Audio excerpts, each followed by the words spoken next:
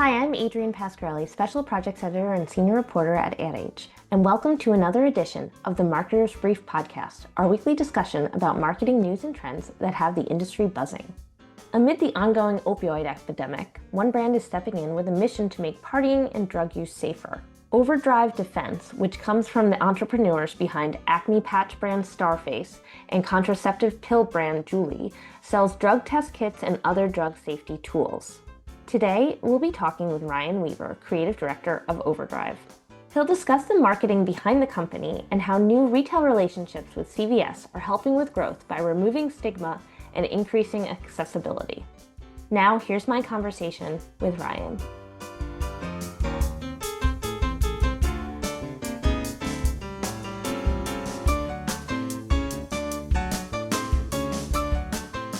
Hi, Ryan. Thanks for joining us.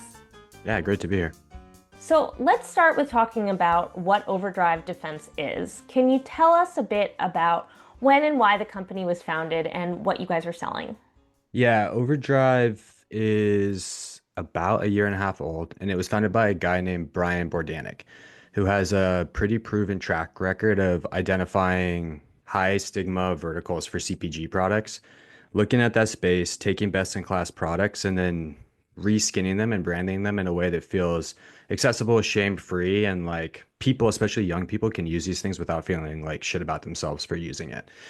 Sister companies of Overdrive are Julie, which is emergency contraceptive brand, Blip, which is a smoking cessation brand, and Starface, which is like the most mature company in that affiliation. It's a skincare acne company, but it's also like in some ways the best representation of the thesis. It's like, how do you take this thing, acne, that at least when I was a kid is like, don't go outside, feel like shit about yourself, you have a problem, put a sticker on it, make it the center of the party, and actually make it something to be celebrated. So people who have this issue or have something that they're maybe not feeling that stoked about have something to layer on top of it that actually is worth celebrating and to feel stoked about. Overdrive's the newest to the group, and it's doing that same thing in nightlife safety or harm reduction. So same philosophy from a product perspective, but how we're approaching is a little bit different because the product vertical is significantly different than the other ones.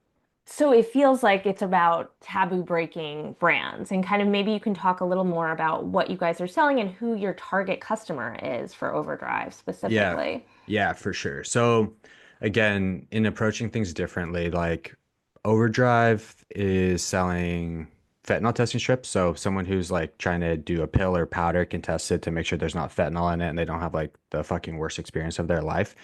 Or a drink spike test, which is testing for GHB, ketamine, roofie, the three most common poisons and or date rape drugs, so that someone who's at a bar or out or at a music festival, whatever, and isn't feeling great has a mechanism to go check to see what's going on if they're just not feeling great or if something like shitty happened to their drink and they actually need to get recourse there.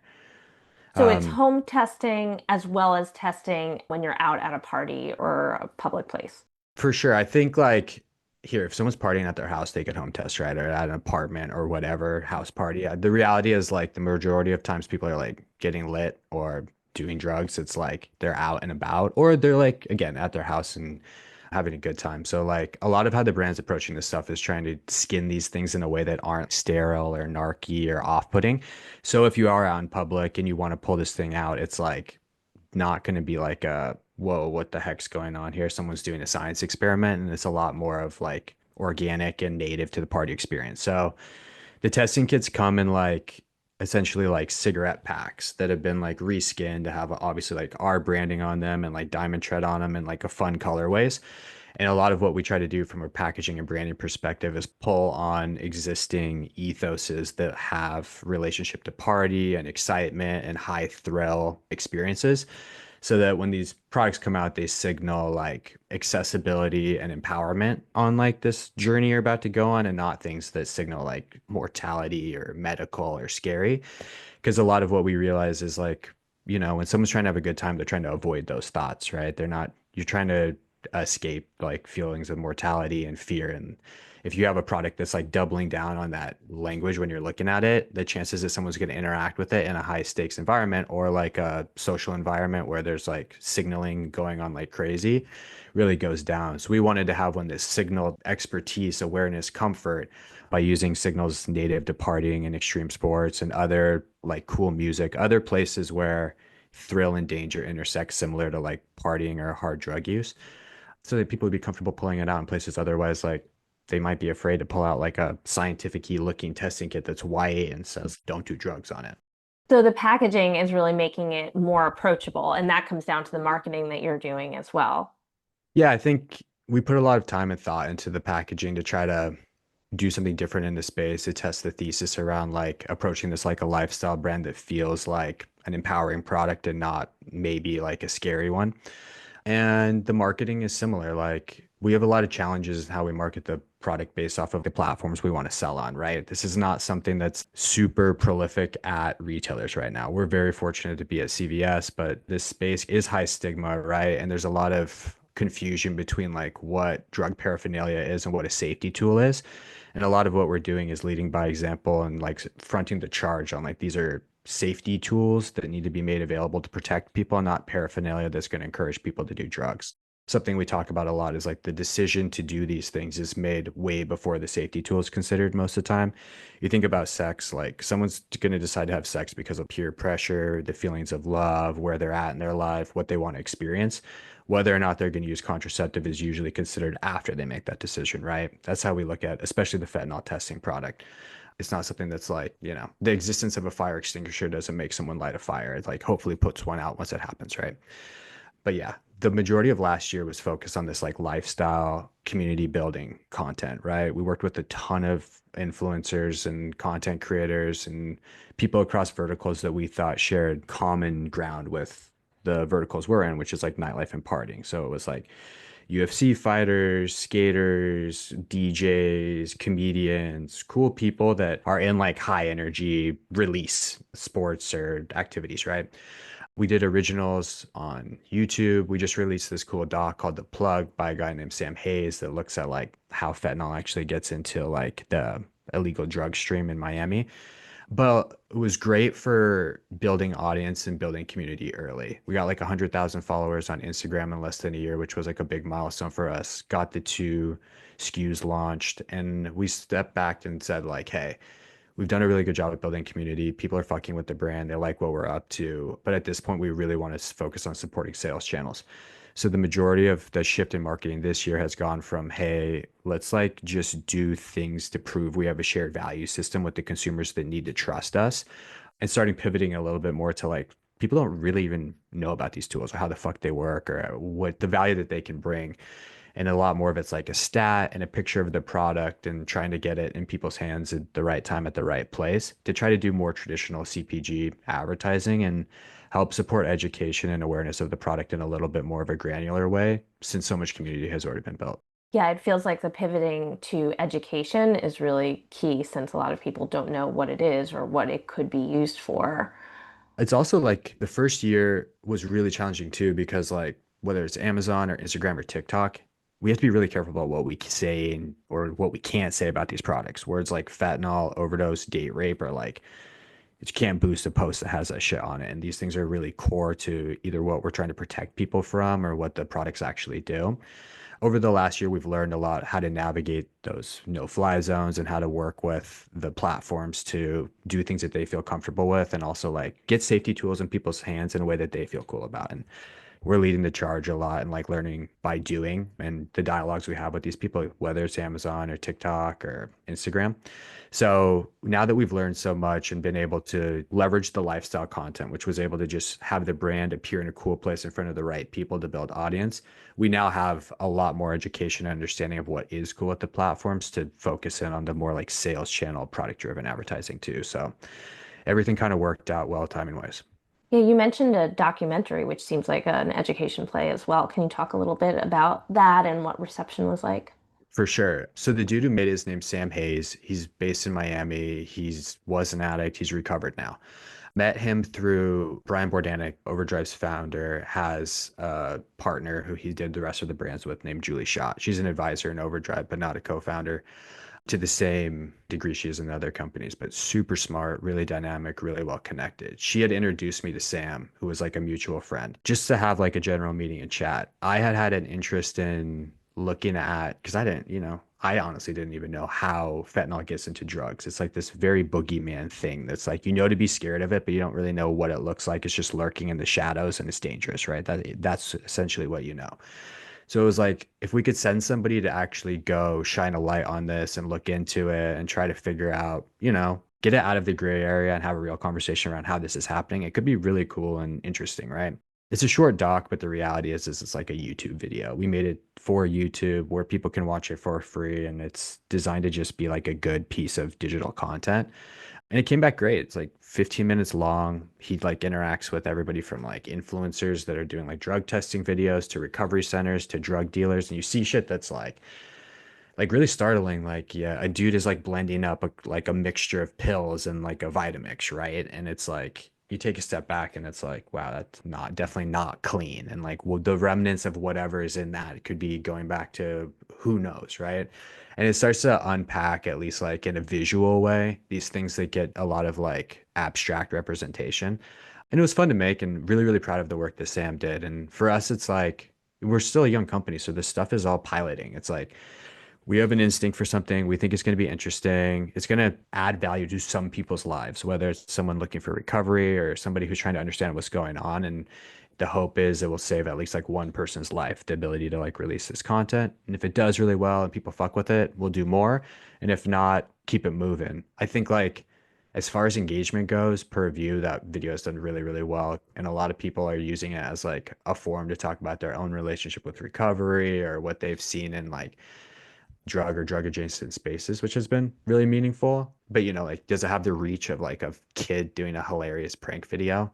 Like, no, but it's also like a lot heavier piece of content that has its own issues being boosted because it's like looking at fentanyl in the real world with drug dealers, right? But yeah, we're proud of it. And I think like for the investment we made in it and what it is, it performed really well. Yeah, it sounds like it's starting to build community, which could be a next step for you guys too. And you don't want to target kids who are doing some hilarious prank anyway. I'm wondering if you guys do all your marketing in-house. I mean, you mentioned partnering with outside directors for some of the content that you're pulling together, but I assume you have a team of your own. For sure. So like amazing people have been like through this Overdrive build in the time we've been here, and it's been like a really, really fortunate, both like creative designers and producers and editors and folks running social. It's been like a really cool and amazing team we've had. The founding of Overdrive, and this has changed significantly in the last few months, was focused around like we want to be a CPG brand that sees itself as a media company and not a consumer product brand. So how we manifest, how we operate, how we look at communicating with audience should feel like entertainment and not like, an advertisement, right? So a lot of last year was like making stuff on our own and designing things ourselves and getting things going that way, which has built an amazing catalog and an amazing community around like what we've made and how we make things.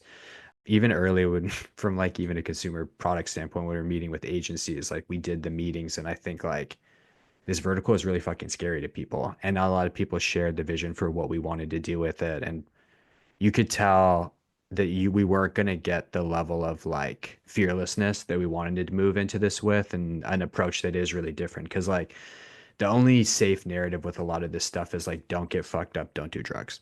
And the stance of Overdrive is like you're going to do the stuff you want to do, we just don't want you to die in the process. And also we understand like releases are a lot easier to achieve than the help you need a lot of the time, right?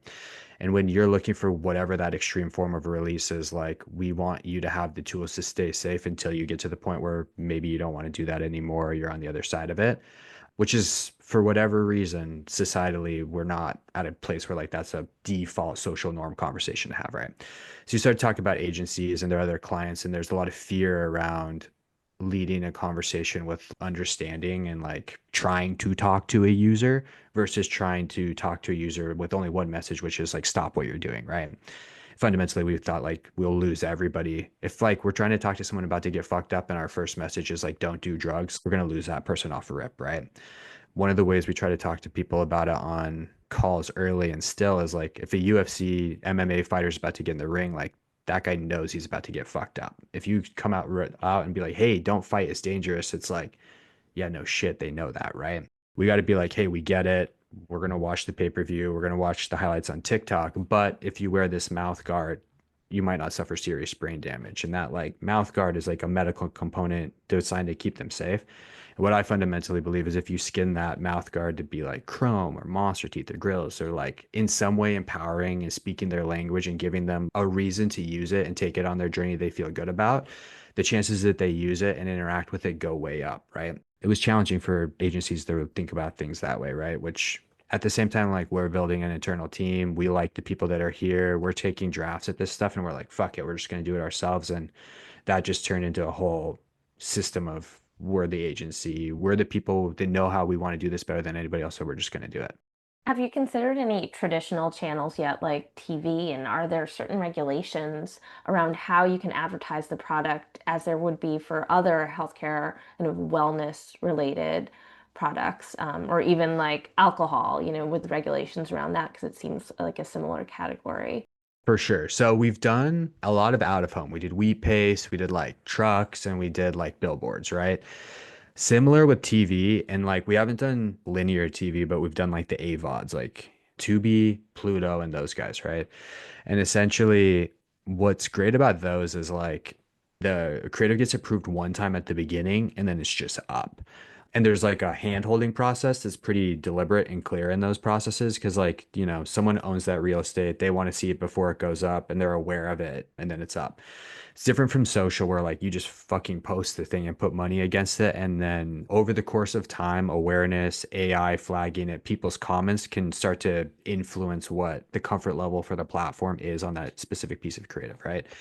So it's really nice for us to have avenues to test that it's like, hey, as long as like we're on the same page from square one, this thing can just fly. And there's not like this nonstop review process that can become problematic once something starts to take off, right? And we've tried stuff on those channels and it performs really well for us, especially like the AVOD ads that are more targeted. That stuff's been really good for us. And then the out of home we ran like a campaign that was focused on the states where fentanyl testing strips are still illegal. And that did well both from a press perspective and also like from an awareness creating perspective around like the bigger problem here. And then we ran some more comedy based ads and billboards in some college towns that were like funny and created a little bit more of like a lighthearted conversation around the thing. So they've been helpful for us, especially when it comes to like getting on the same page with the media channel early versus like, figuring out we did something wrong with midway through the game. And you mentioned earlier that you guys just started selling your test kits at CVS, and I think there's something going on with Urban Outfitters soon for the drink testing kits. Why is selling kind of beyond the direct to consumer channel helpful in that brand expansion and gaining that mainstream awareness? For sure. So launched in September. It was with the Drink Spike, the first version of the Drink Spike defense product in CVS. This like May, April, we're launching a second version of the Drink Spike defense product in CVS and fentanyl testing strip one packs, right?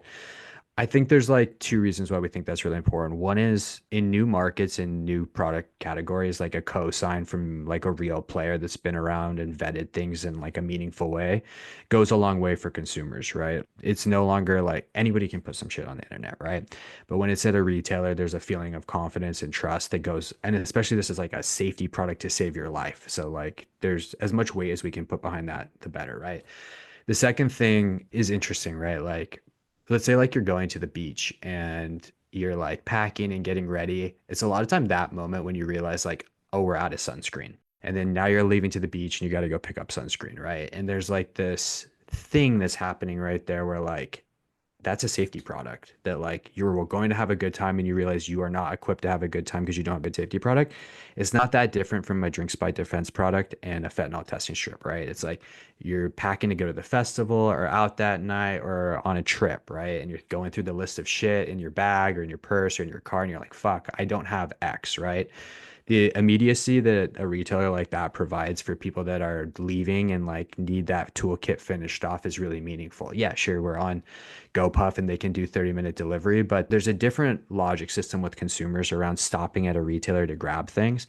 which is really meaningful to us. It also helps with like the lineup concept of like you got the Monster Energy, you got the gum, and you've got like the fentanyl testing kit or whatever that works really well at retail. And like there's just so much training that's gone into how people think about that stuff that the more we can get into that mix, it's super, super valuable for us. Yeah, that was my next question was around what's next, what's ahead for you guys as a focus. And it sounds like one thing is definitely going to be expanding those retailer relationships. For sure, for sure. We want more brick and mortar. We talk to government and schools a lot and try to figure out some more volume plays that can be allowing Overdrive to be institutionally something that's available at places where people, especially kids, need access to this stuff or the education around this stuff.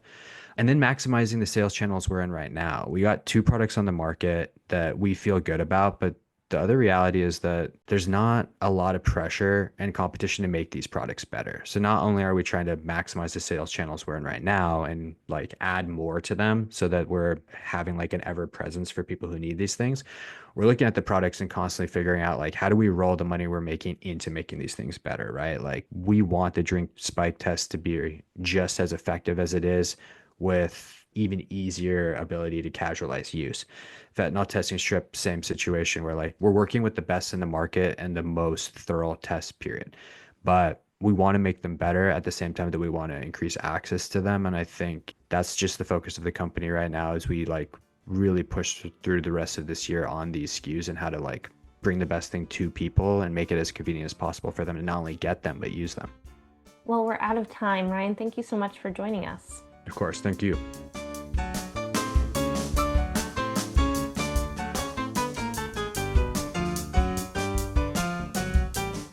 That was Ryan Weaver, Creative Director of Overdrive, and I'm Adrienne Pasquarelli, Special Projects Editor and Senior Reporter at Ad Age.